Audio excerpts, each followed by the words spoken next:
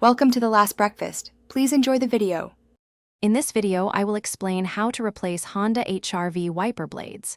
First, gather your new wiper blades, a small flathead screwdriver, and a clean cloth. Make sure your vehicle is parked safely with the ignition off. It's also a good idea to measure your existing blades to ensure you have the correct replacement sizes before you begin the process. Now, let's remove the old blades. Gently lift the wiper arm away from the windshield until it locks into its upright position. Look for a small tab or button where the blade connects to the arm. Press this tab, then carefully slide the old wiper blade off the arm's hook. Be careful not to let the arm snap back against the glass. Installing the new blades is straightforward.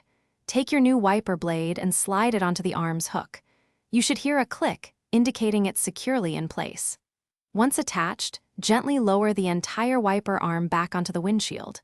Repeat these steps for the passenger side, and if your HR-V has one, the rear wiper blade too. Finally, it's time for a quick check. Turn on your Honda HR-V and test the new wiper blades using your windshield washer fluid. Ensure they clear the glass smoothly without streaking.